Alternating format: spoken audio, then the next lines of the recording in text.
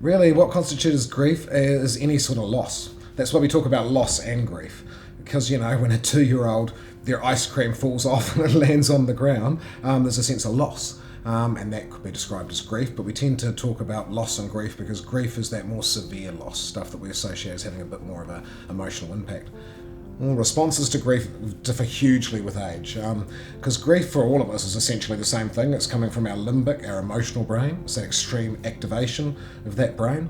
But the more you've got of this brain number 4, the frontal cortex, that helps us to mitigate and regulate our emotion. The closer you are to 27, the more of your logical brain's online, the more you'll be able to mitigate that grief. So the younger you are, generally, the more support you need.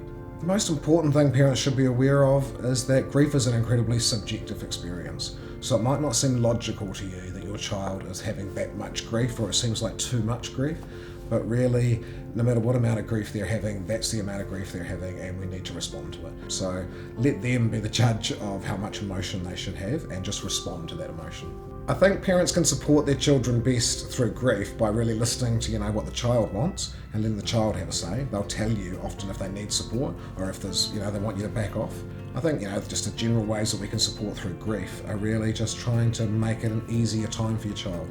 That's not the time to add on new responsibilities or to start new jobs. It's just to take it easy for a while, help them to take it easy.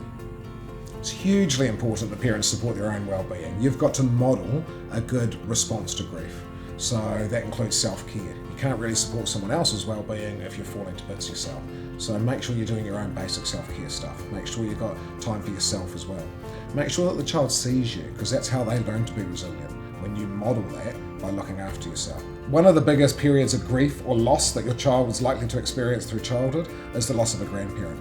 That's a profound loss for a child, so this is the time to put in place all of those supports. The child had their own relationship with their grandparent that involved certain rituals and customs that they had. If the child wants to perform some sort of ritual as a way of dealing with the grief of saying goodbye to their grandparent, then I'd really recommend that you follow that. It's really just about following their lead. Really, how well you respond to grief is about how much support you get. So don't be afraid to ask for help. Take all the support that's available to you. There's health lines there if you're isolated and you don't have access to family members, but it's just really important to receive support. So reach out, ask for help.